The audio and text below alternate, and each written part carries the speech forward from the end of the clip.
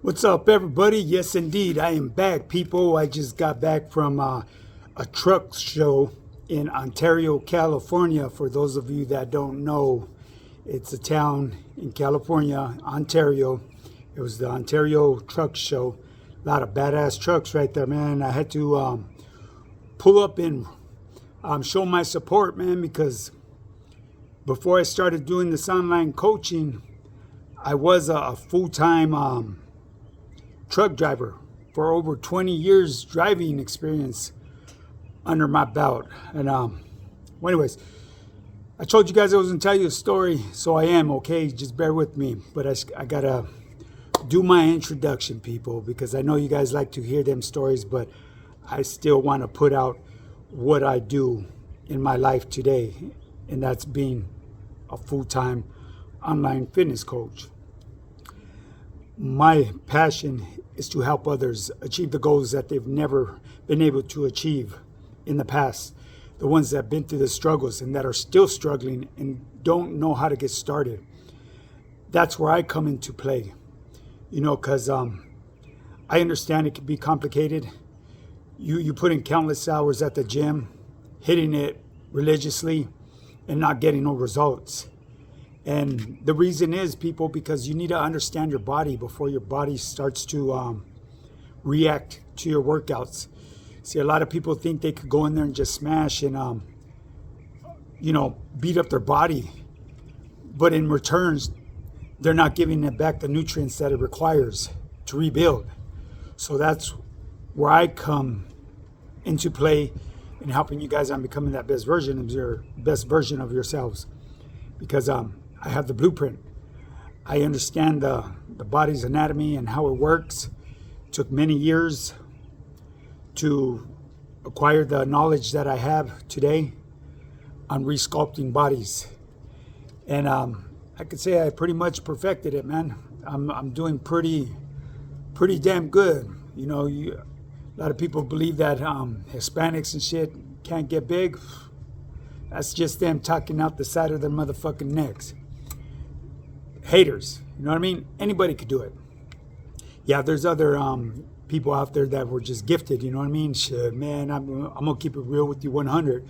I remember hitting the joint and me putting in all the work and going beast and watching other people get big and they weren't doing a motherfucking thing. You know what I'm saying? It's like, fuck, man. I wish I had them genes, but it's all good though, you know what I mean? Because I can tell you one thing, what I've earned today, I've learned to really appreciate, because it wasn't given to me.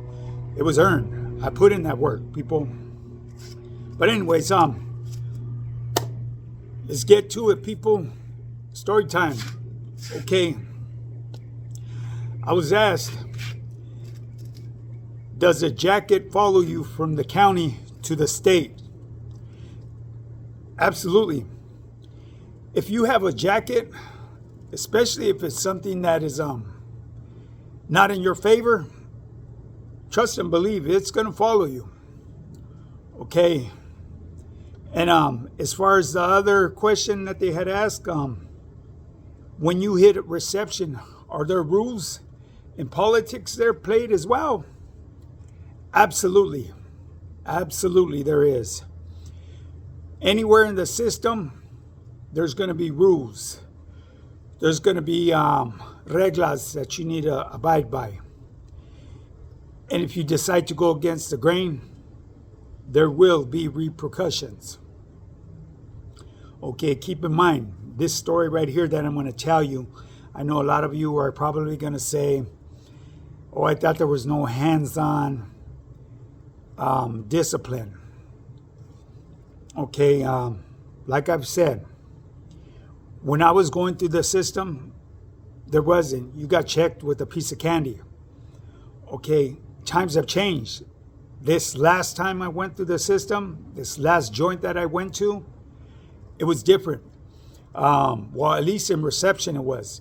People were getting DP'd. They were getting their ass handed to them, you know. And I could tell you one thing right now. The homies that did get DP'd and didn't try to fight back, they were frowned upon. because there was a lot that balled up and just took a beating, took it like a punching bag. The ones that fought back were had a little bit more respect coming to them. You know what I mean? Showed that them people right there are the ones that could back you up if needed in the time of war. Okay, so but anyways, people, yeah, I'm in a joint up north reception center. I'm just going to tell you, I was in Delano. Okay, in Delano State Prison. I'm not going to say which one. There was this certain individual. He came with me through the system from the county. He rode along with me, starting my journey. Okay, this guy had a jacket on him that was where he beat up an elder. That's frowned upon in there, okay? So this particular homie was getting the blues. Everywhere he went, he got the blues. The homies were, doing their thing. But, I give it to him, man. He didn't roll it up. You know what I mean? He wrote it out. Because he kept on saying that it was nothing like that. Okay, but he had to ride the wave. Whether he wanted to keep on riding it was entirely up to him. And here's the thing about this. This guy was a resident. And he rode it to the fullest. You know what I mean? So mad respects to you, homie. If you remember who you are. I tip my hat to you, G. You wrote it out like a real one should, But anyways, yeah, so we landed in the joint or reception, Delano. We're there for a while. Of course, obviously, once you get settled in and go through your classification and all that, homies get your paperwork and so on and so on and so on. Homie,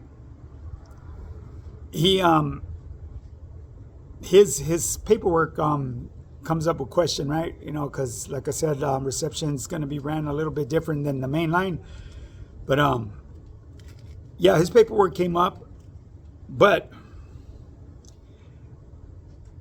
he got it taken care of because there was an individual where he landed at that co-signed for his story, okay? And his story was the reason why he beat the shit out of this old man is because this old man was his stepdad, and his stepdad was putting hands on his jefita, his mom, and his mom was in a wheelchair. So by the other homie being there and co-signing for this, it got him a pass, okay? So he was in the clear, you know what I mean? He was good to stay. Time goes on, you know what I mean? Leadership changes there because, the homies got to move on with their journey. They need to get to where they're going, where they're going to finish their vacation or their permanent housing at. So they got to move on with their journey. So a lot of, like I said, people in charge and people making decisions there, changes, change of command. Let's just say that, okay? So anyways, there's new people in charge now, right? So obviously, homie might feel a little worried and shit. So I chop it up with, certain individuals, give them the rundown, you know what I mean? I actually stood in fucking reception. This is the longest I've ever stood in reception for. I was there for like fucking 8 months. That was the first time, you know what I mean? Like, I know when I was going through Wasco reception, man, I was there for what, like 4 months and shit. Wasco's off the hook though, boy. That was no joke right there. Wasco was, yeah. Chino was love, you know what I mean? That's my backyard. But anyways, yeah. So anyways, the people in charge there, the ones that were running the things right there, not so much running, but pretty much representing is what I should say, you know what I mean? Because there's, you're representing a bigger cause. You're just there to make sure that everything is going the way it's supposed to be ran. So anyways, long story short, So this guy, this resident, he tend to get a little comfortable. You know what I mean? He figured, fuck, he's cool. You know what I mean? He had a short little sentence. So I believe he was just going to end up doing his time right there. I don't think they were going to send him out anywhere. That's where I believe he was going to end up doing his time. From the looks of it, it seemed that way because, like I said, I was there for reception for like almost 8 months before I transpacked. But anyways, so with the new people that are in charge right there, they brought up some new reglas. Not only amongst us, but they came with an agreement with other races to make it a non-drinking yard, because people intoxicated, become a liability, especially somewhere in a reception. It's not really a really good solid program, because like I said, the mesas, the people in command, the turnover is rather quick there, so they're constantly changing people of authority right there. So anyways, this guy, like I said, he got real comfortable and shit like this, and I'm going to fast forward this a little bit because I don't want to bore you guys, okay? So there was an agreement amongst all the races and shit. There was no drinking involved. And then with raza, you weren't supposed to be fucking around with none of that tweak, the cri-cri, the go fast, whatever you want to call it. We were only permitted to smoke yesca. As far as myself, I told you in the past, whenever I hit the system, no matter where I'm at, I don't do nothing. I quit cold turkey. I mean, I've smoked a leño in the past.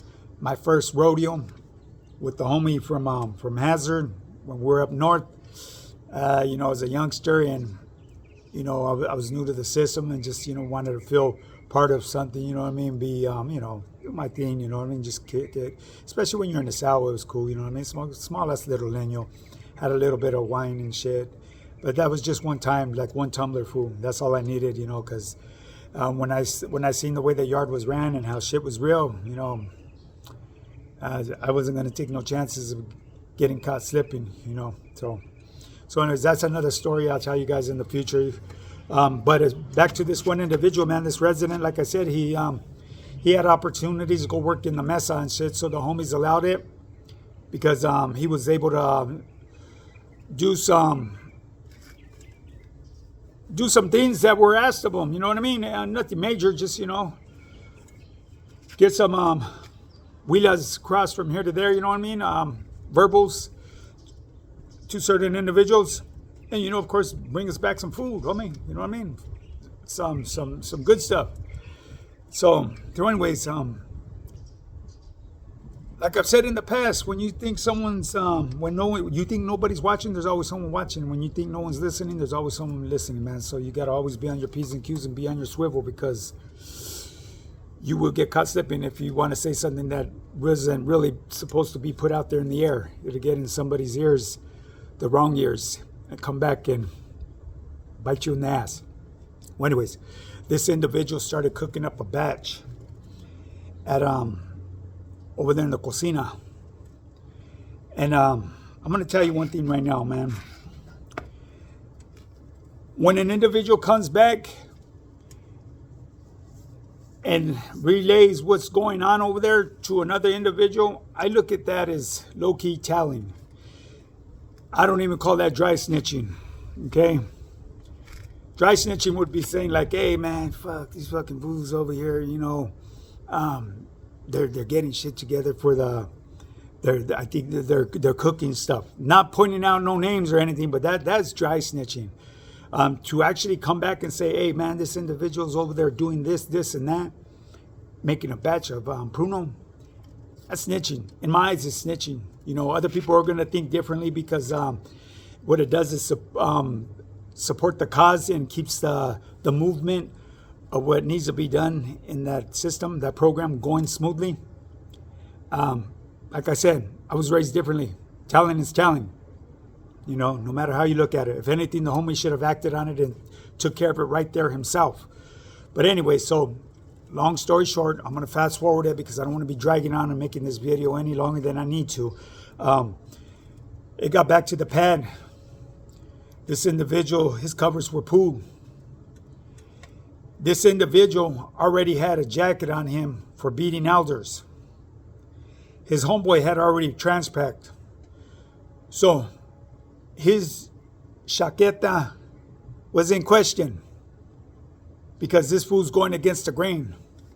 Something that was made, an agreement amongst other races. That way we could keep the peace and keep business going as usual. So he was frowned upon. Well, anyways, this fool got a DP. Normally they give you a Heart 39. But like I said, Heart 39s, individuals could ball up. You got 3 homies on you. It's really nothing. If you've ever been jumped into a hood, it ain't about shit. It's like getting jumped in again. But you could get 2 individuals on a person. You could put the beating to them. There's less hitting one another. So this individual had a special circumstances applied to his DP. And I'm going to tell you real quick how this was pulled off. Okay, long story short, people, I know I've said that more than once. There happened to be this CO that was Indian. And there was a certain individual that used to do this little whistle. And they thought he was making cat calls. So we used that to benefit, to do what we needed to do. There's a house speaker, they call him, went and spoke to the CEO, I should say, and said the individual that was catcalling was going to get dealt with. So if you don't mind, we could deal with them real quick. All you have to do is just go in your office for a little bit, for a cool minute. But anyways, it's funny, man. But anyways, the House Speaker got this CEO to turn her back, right? She thought it was being done for that, but the individual that was doing the whistling, it wasn't towards her. He just happened to be a native dude, and that's what he was doing. So his people had corrected him because it was stirring some shit up. But we used that to our advantage so we could have free play to have this cat DP'd. Well, this individual got DP'd, man. I mean, they beat the dog shit out of him, and there was blood everywhere. And what's funny is I find it funny. This lady was rather new as a CO, so when she came out and she seen the blood everywhere, she panicked, hit the button, and so on and so on. There it went. We ended up getting away with it. You know what I mean? Because obviously no one spoke on anything, no one saw anything, and it went smooth.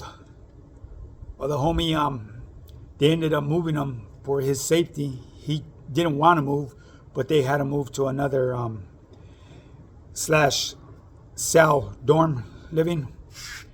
And of course the homies got a newsletter saying what happened over there.